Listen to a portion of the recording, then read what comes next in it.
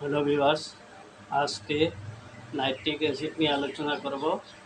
স্রাবে দুর্গন্ধ বিষাক্ত উপস্রাবে নাইট্রিক অ্যাসিডের মধ্যে আমরা টিউবার কিউলোসিসের সন্ধান পাই, যেখানে সুরার সহিত সিফিলিস বা সাইকোসিস মিলিত হইয়াছে, এমনকি পারদেরও অপব্যবহার হইয়াছে এবং তার ফলে রোগী অতিশয় দুর্বল হইয়া পড়িয়াছে।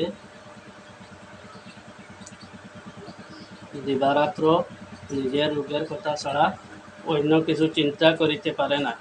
ক্ষুদ্র ভাবাপন্ন দুধ সহ্য হয় না, ক্রমাগত দুর্গন্ধ উদ্রাময়ে ভুগিতে থাকে এবং যখন তখন শরীরের নানা স্থান হইতে রক্তস্রাব হয়।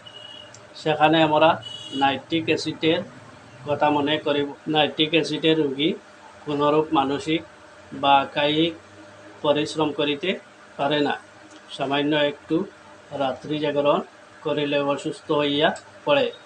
সামান্য একটু দুর্ভাবনা বা দুশ্চিন্তায় অসুস্থ হইয়া পড়ে।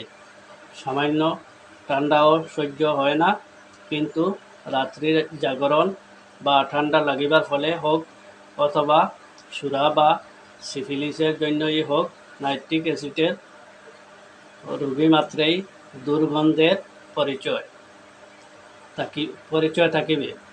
বিশেষত প্রস্রাবে নাইট্রিক অ্যাসিডের প্রস্রাব এত তীক্ষ্ণ গন্ধ বা দুর্গন্ধযুক্ত যে গোড়ার প্রস্রাবের সহিত তুলনা করিলেও তৃপ্তি হয় না এবং অনেক সময় রোগী তাহার রোগের কথা বলিতে বলিতে নিজেই সে কথা বলিয়া ফেলে।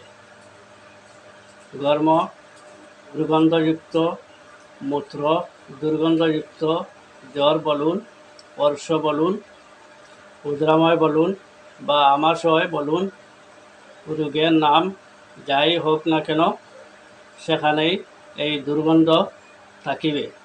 সেইখানেই আমরা নাইট্রিক অ্যাসিডের কথা মনে করিব।